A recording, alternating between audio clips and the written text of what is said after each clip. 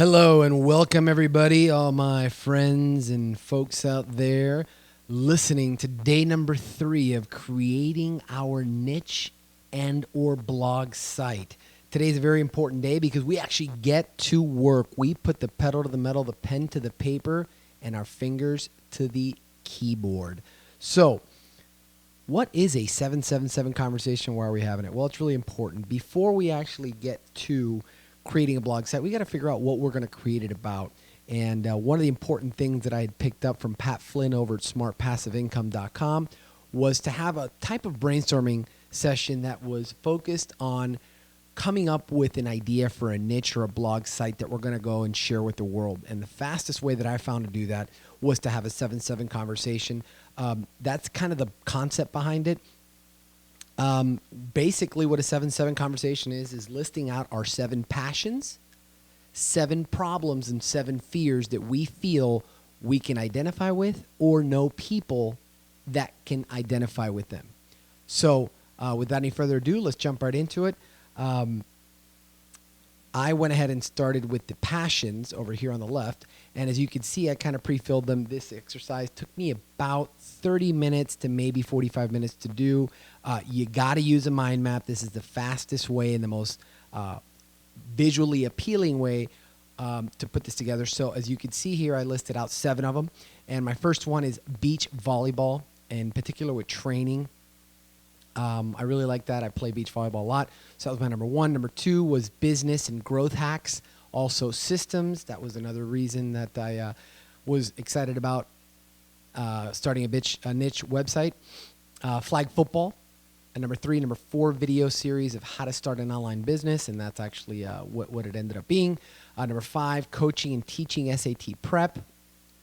Number 6, aviation and learning how to fly. Number 7, the male-female romantic interaction, or as many people used to call it in the old days, courtship. I just love the way that males and females interact, especially when they're dating and they're trying to chase each other and all that stuff. Really like that whole science and art behind that. And now I want to talk about something now that you saw me run through these first 7 points, and that is the concept of macro to micro. I'll give you a quick example. If I would have started number 1 with, instead of beach volleyball training, I would have started with volleyball, several things would have happened. 1, I would have been competing with very well-established sites on Google, because if you can only imagine, if you type into Google volleyball, what you're going to get are websites who have been there, done that for a very long time. And for me to be able to go through the rankings and get into the first page of Google would have been very difficult. So the next possible way that I could have maybe made this a little bit more niche was to make it a little bit more micro. Rather than the macro subject of volleyball, I'll get into one of the niches known in the world of beach volleyball. Beach volleyball is still very macro when you look at it in Google, and when you look at the actual space, if you will, online. There's plenty of sites out there. There's plenty of articles, tons of stuff. I think it would be very difficult to rank in beach volleyball. So I took it even one step further, and I saw the opportunity in beach volleyball training. Now, why is that? Because beach volleyball training is not something that's very much talked about online. I started searching for it. I started doing just a little bit of keyword research, if you will, and I saw there was a couple of sites. They weren't very well established, and I felt like I could compete very strongly inside of that niche. So the topic of macro to micro hopefully just got a little bit clear after my explanation. We're going to see that the more niche we can get, the better our chances are going to be for being able to compete in that space. Number 3 is flag football. I actually think that's a little bit too macro, so I went ahead and edited it to flag football plays. These are people who are interested in learning how to play flag football and would like to access or download certain types of plays and cool offenses or defenses to run while playing the sport of flag football. Okay. So now that we kind of have an understanding of how to actually get through these niches, we're going to go here and cover the 7 problems that I identified while doing the 7-7 conversation. Number 1, personal finance. And the niche that I thought of was parents paying for college with partial scholarships. Now, that might be very, very, very niche at first reading it. But when you think of how many people are going to college every year as freshmen, and then you think of how many people are paying with scholarships, the number starts to get much clearer when we think of the tens of thousands of parents that are going to be sending their children next September off to college and are paying it with partial scholarships. The reason for it that's important is because there's a missing component, and that in and of itself could be the emphasis of the blog's expertise. How is it that parents are going to be able to pay their portion when their kid's on a partial scholarship? Now, hopefully that example wasn't too much, if you will, in terms of describing what a niche could be, but the more niche you could be, the better your chances are going to be able to compete. So number 2 right here, health insurance. I thought that one of the things that was very important was for people who are looking for solutions online to treat their medical issues, from either doctors' reviews or doctors' answers to some questions that have been posted online. There's a topic now known on the web as cyberchondriacs, and these are people who constantly are looking for solutions to what might be ailing them or hurting them, and they're always looking for that type of advice from a doctor, similar to WebMD, but a little bit more specialized. So I thought maybe that was an interesting niche.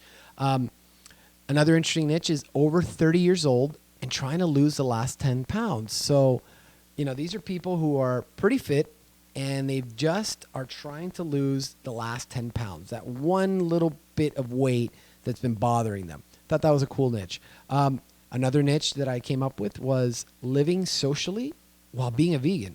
Now, you guys may not know me, but I do have a plant-based lifestyle, meaning I don't eat animal products and any of that stuff. Just a personal choice I've had here for quite some time in my life. And I thought that one of the issues that I face was having a social lifestyle. I rarely can go out to eat with a lot of my friends because the restaurants they go to really don't cater to my type of diet.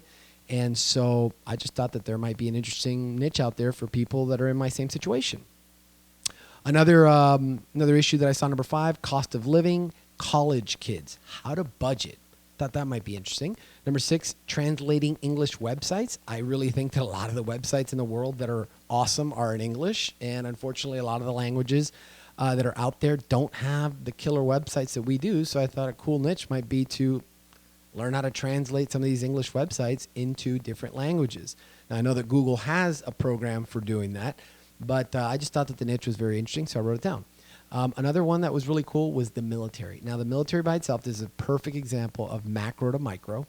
The military by itself is way, way, way too macro. Now, everybody in the military tends to retire. And then the way that we're going to make it even more niche was to specialize in retirement economics for the military. And the reason I came up with that was because my business partner, Stephen Stacy, is going to be retired here in the military in the next couple of years. And it was something that was important for him. So he brought that up to me, and I thought, you know what, this is something I think we could put here in the problem section of the 777 conversation.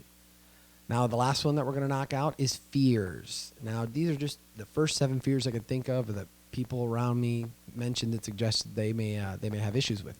Economic collapse, wealth preservation strategies. This is definitely a niche that I feel is very strong. It's very well defined, and there is plenty of space for me to become an authority inside of that niche. So I put that up there as number 1. Climate change, it's a little too broad.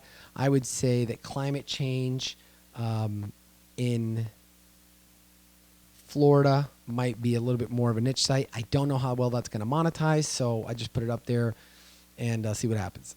Sharks, I definitely have a little bit of a fear of sharks. Terrorism, that's definitely on the mind of some folks nowadays in today's society. STDs, I figured I'd put that up there because with the rise of the app called Tinder, seems like people are starting to notice that STD rates are rising. Number 6, having kids at early ages or lower incomes. This was one that was brought to me by a friend who had a kid at an early age and thought that that might be a fear for some people that may want to get addressed. And the number 7th fear is starting an online business. A lot of people dream of it. They always fantasize of it. But unfortunately, it's like this mysterious world for a lot of people that, they kind of don't want to get involved with because it's very scary and nebulous, and there really isn't much order to it in their mind. And so they just kind of tend to stay away from starting an online business. I wanted to take a look at that, so I put that on there.